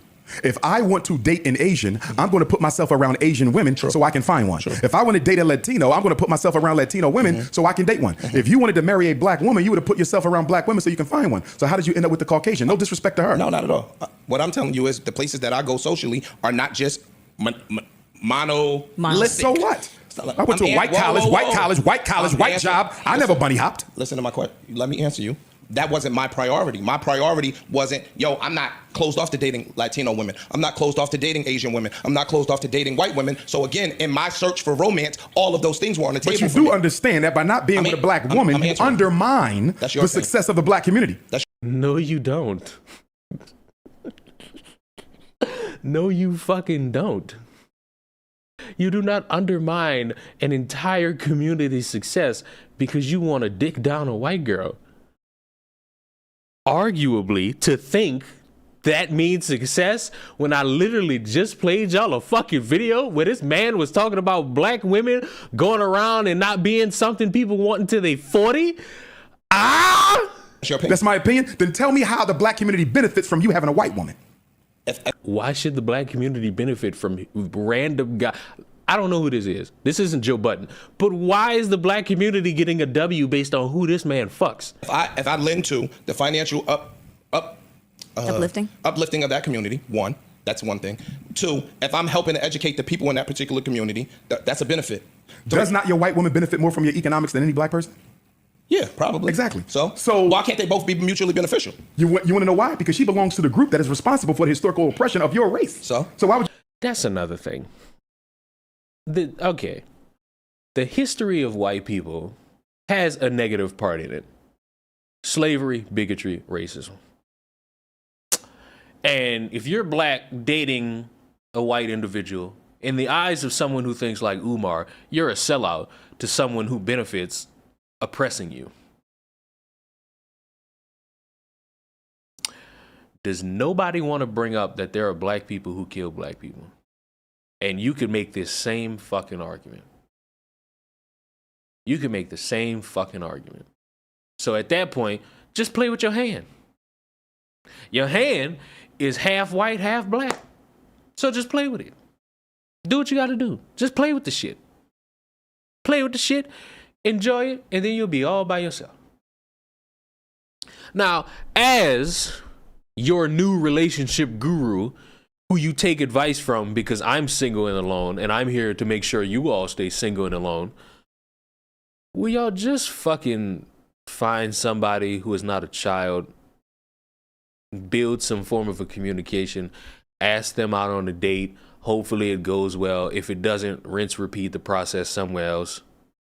And then if it goes extraordinarily well, if you're a male, you get on one of your knees and just ask a question. And hopefully you live a happy life with your significant other. Jesus. We get it. Y'all have all the dating takes that you want people to follow. Meanwhile, Dr. Umar is in the same category as I am. Single. The difference between me and him, he's single with children. I'm just single and every woman thinks I'm gay. So it's basically, I got a bunch of girlfriends who want to tell me about the date they just have.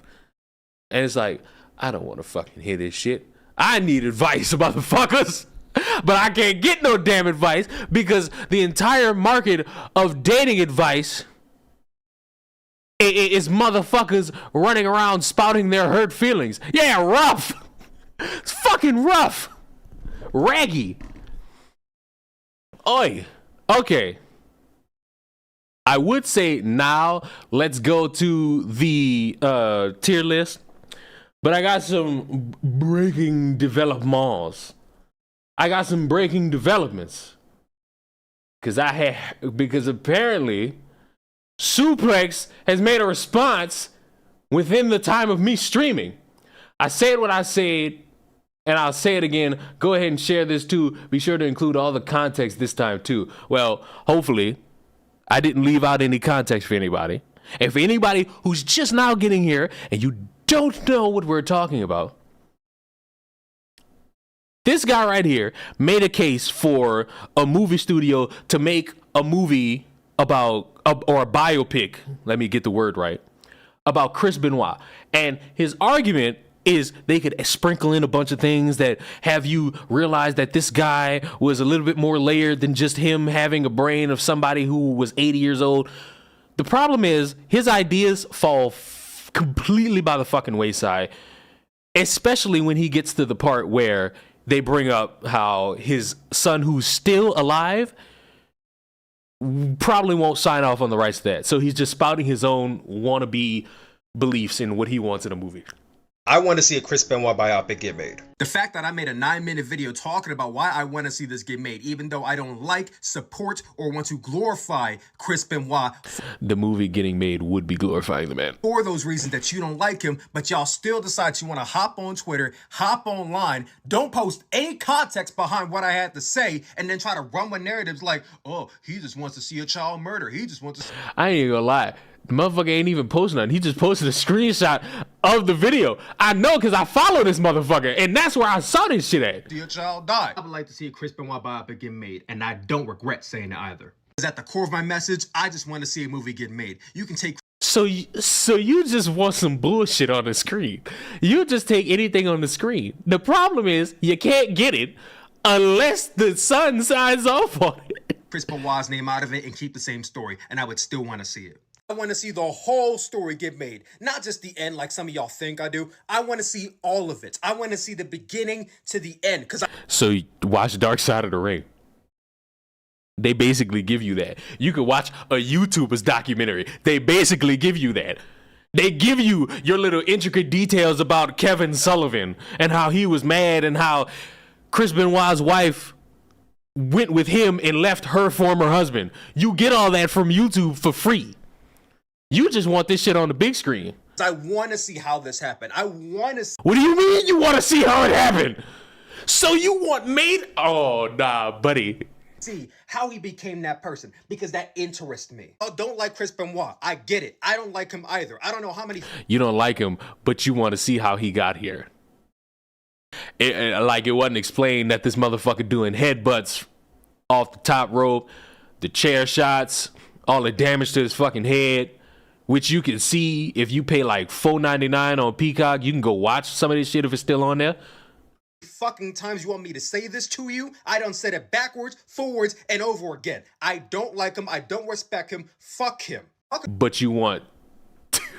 What did he say? He wants to see like how he took care of his family. He wants to see how they make it to where, oh, he's trying to provide for his family. The family he killed, buddy? You can go ahead and stop lumping me in with the Chris Benoit fans and the Chris Benoit apologists. I will absolutely lump you in with the Chris Benoit fans. I am not one of them. I have never been one of them. I have never once in my life. Go search my shit on Twitter. Go search my shit on YouTube. You will never ever catch me saying anything positive about Chris Benoit. I never have, and I never will. The fact that y'all trying to make me out to be something that I'm not, that pisses me off. You want to know what really puzzles me, what really confuses me about y'all? A lot of y'all are trying to make me out. I hate TikTok content because the motherfuckers do the thing where they like talk in front of the camera and then they gotta cut it and then do another one and then cut it and do another one and then cut it and do another one.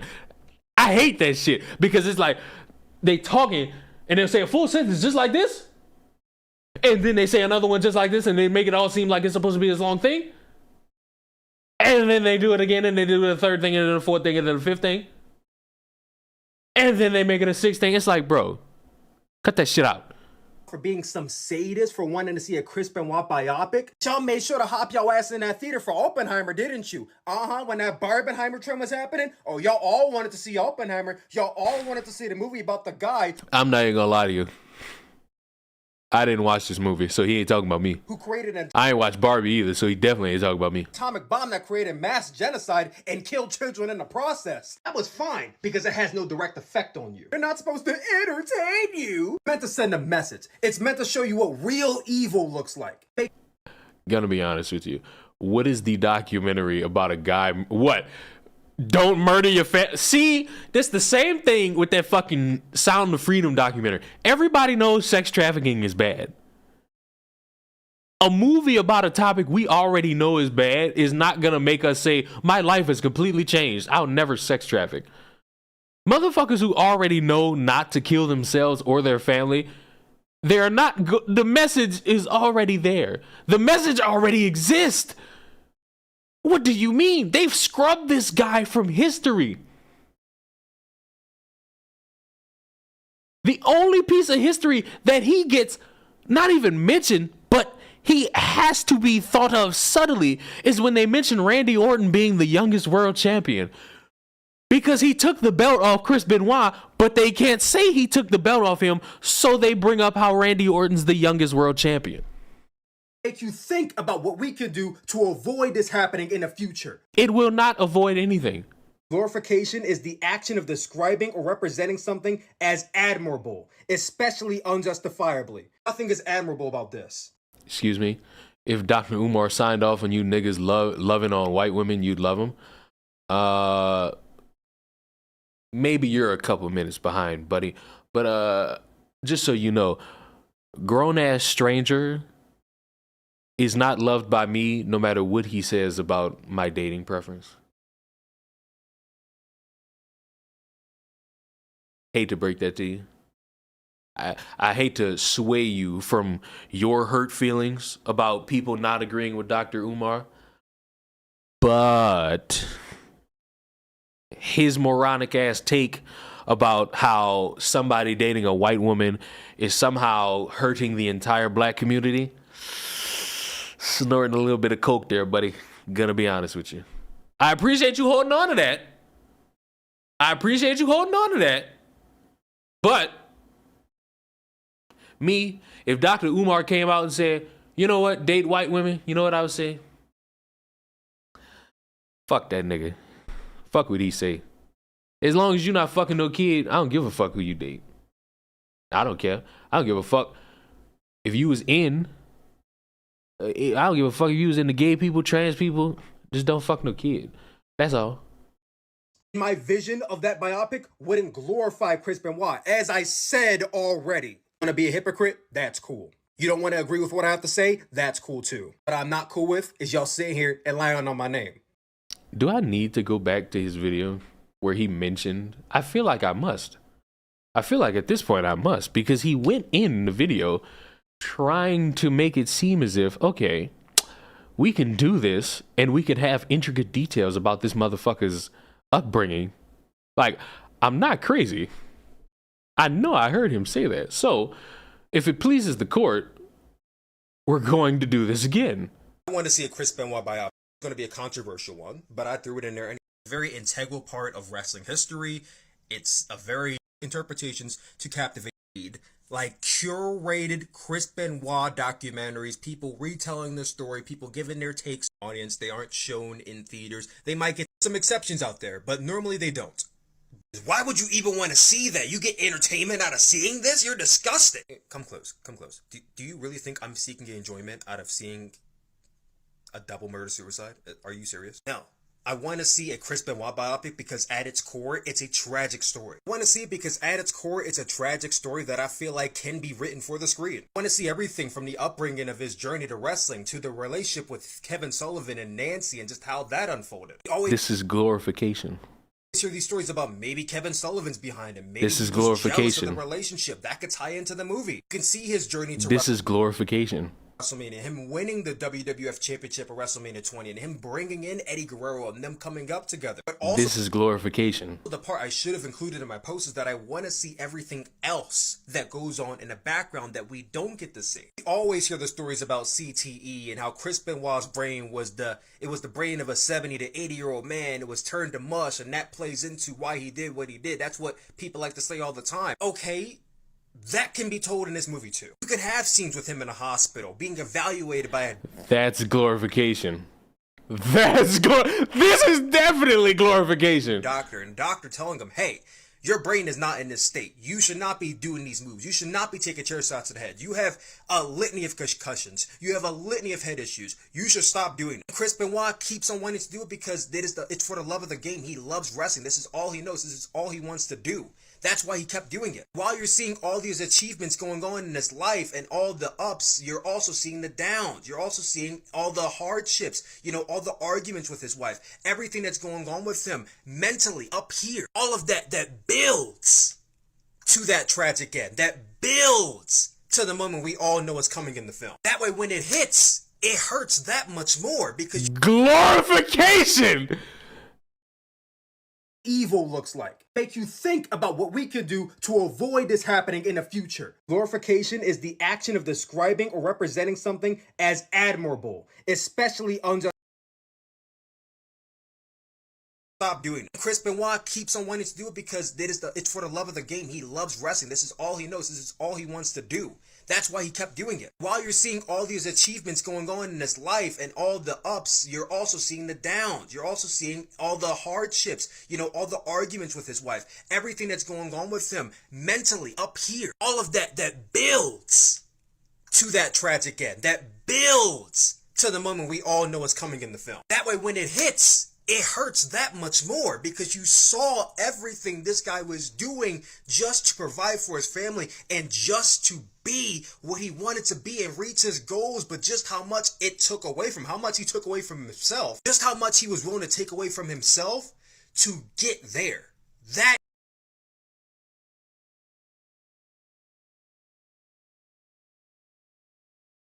Class? Is that not glorification? I believe it is. I believe that is the peak quintessential definition of fucking glorification. What the fuck? Jesus! You ain't gotta fight this hard, pot. You ain't gotta fight this hard. You cooked.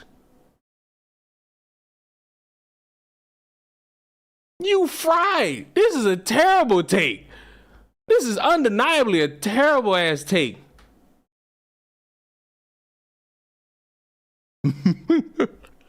Man, let's get to this fucking juice tier list. Fuck this.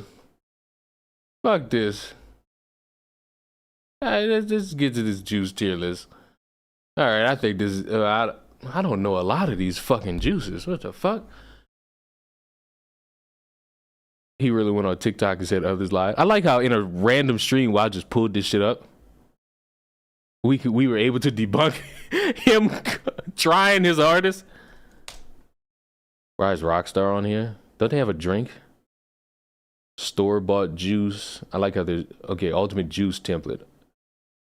What the hell are these? What the hell? What the hell?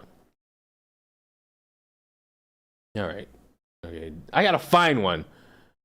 Okay, these are not. Okay, this is somewhat in the ballpark. Juice XD. Okay, that's not in the ballpark. Fruit juice. Nope, not in the ballpark. Store-bought juice. I feel like I already went to this one. Come on. All right, not even gonna lie. Some of these bitches I've never had. Just do a soda tier list. No, you bastards wanted juice. You wanted to derail my fucking stream. So we're gonna find one that's catered towards some juice. Wow, great categories. Fucking need one. Ultimate. Okay, we're going with this one. We're going with this one because it makes the categorical most sense. We're changing this to never had. We're changing that to never had. Okay. What is this? Simply, what is this? I ain't even gonna lie, never had. This is like TikTok. They call this the TikTok apple juice. I'm giving this S tier because it is good. The Minute Maid apple juice, S tier. Minute Maid fruit punch is terrible. Minute Maid lemonade is acceptable. Minute Maid orange juice, A tier. I've had this. This is the juice I get from Chipotle. When I get some Chipotle. It's also fucking terrible. And so are its other brands. Cranberry juice is disgusting. I don't give a fuck what any of you say. Grape juice. I can put grape juice in B tier. Simple apple juice is not good. It's not good. Simply lemonade is also not good. Now simply orange juice. Simply orange juice. I'm putting all of them in A tier. The Simply Pink Lemonade is quite good. Sunny D, all Sunny D is terrible. Everything Sunny D is terrible. Tropicana is also terrible, but if I had to drink it, I had to. Like all Tropicana. Now Welch is A tier. Welch grape juice is a little bit too on the strong side. But this one is also this. I don't know what this is. This looks like K-cup shit. This looks like, I ain't gonna lie, none of this shit I've ever had. I've had none of this. I won't lie to you. I've had none of this. I've had none of this. I've had none of this. I've had none of this. I had none of this. This is your juice tier list. This is your juice tier list. Clearly, you understand apple juice is the only S tier qualification we got here. As long as we all understand that, we can get along. Now, let's do a soda tier list.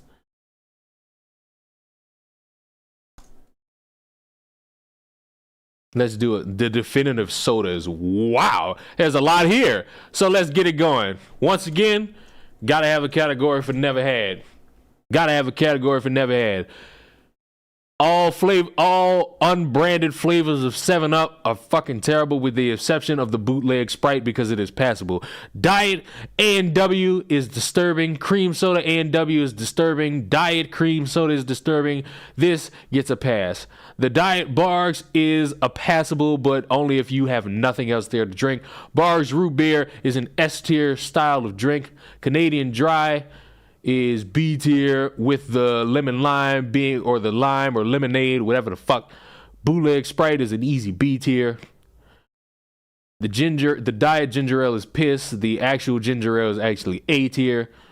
Caffeine-free Coca-Cola is something you only gotta get if that's the only thing. Same thing with cherry Coke. Regular Coke is B tier. Coke Life is piss. Every other variation of Coke flavor is piss. Coke Zero Sugar is piss. Crushed grape, A tier. Crushed orange, A tier. Crushed orange again, A tier. Crushed peach is only passable. Crushed pineapple is S tier. Crushed strawberry is A tier. Diet Coke, mid. Flavored Diet Coke, mid.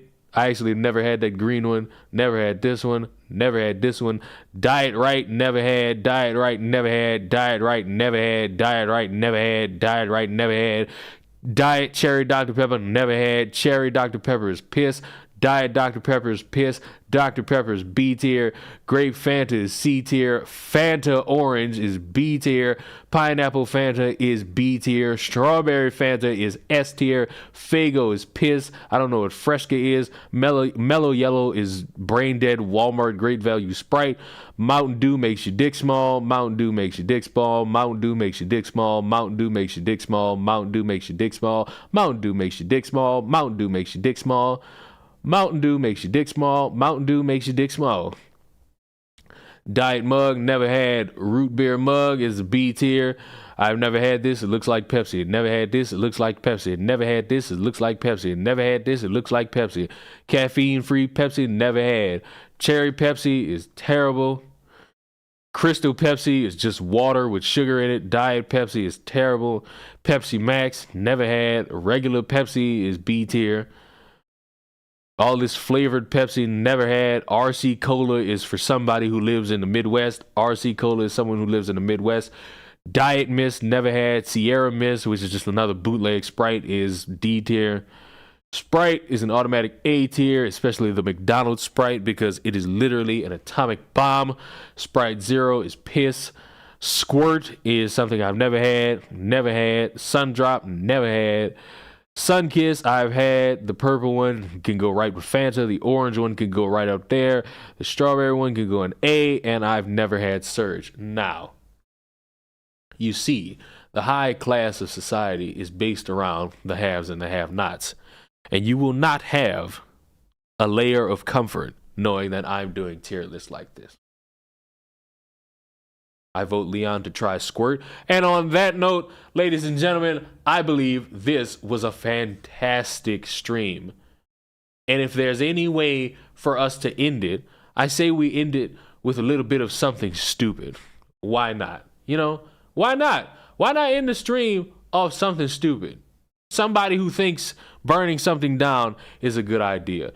Woman who burned Wyoming's only full-service abortion clinic ordered to pay $298,000. A judge has ordered a woman who set fire to Wyoming's only full-service abortion clinic to pay nearly $300,000 in restitution, the full amount sought by prosecutors. Lorna Green, terrible name, is serving 5 years in prison for burning Wellspring Health Access weeks before the clinic was set to open in Casper in 2022. The fire gutted the building while it was being renovated for the new clinic and delayed its opening by almost a year. After opening this past April, Wellspring is now the only abortion clinic in Wyoming. A clinic in Jackson that provided pill abortion closed December 15th due to rising costs. On Tuesday, the U.S. District Judge Alan Johnson, great name, ordered Green, 22 years of age, to pay $298,000 in restitution, including $248,000 in Nationwide General Insurance Company, the clinic's insurer. Green must also pay $33,500 to the building's owner, Christine, which is a great name that I can't pronounce, and $24,500 to Julie Burkhart, another great name, who's the founder and president of the Wellspring Health Access. Burkhart expressed satisfaction with the resolution and restitution. Not only did we have an emotional struggle and that trauma from the arson, but also it was quite challenging for us financially. So I'm glad this is the final piece and it has been put to rest. The restitution was identical to the amount sought by prosecutors and unopposed by Green's attorney, Ryan Simmerad, terrible name, who in an emailed statement said Wednesday that Green looks forward to a productive and peaceful life after her term of incarceration. Green has expressed remorse for the crime, which he said was driven by anxiety and nightmares about the planned clinic. The Casper College mechanical engineering student had shown no sign of anti-abortion views on social media, but told investigators she opposed abortion. She admitted driving from Laramie to Casper, breaking into the clinic through a door, and lighting gasoline poured in trays and splashed on the floor. After months of little progress, investigators increased the reward to $15,000 and got tips, leading to Green's arrest in March. Green pleaded guilty in June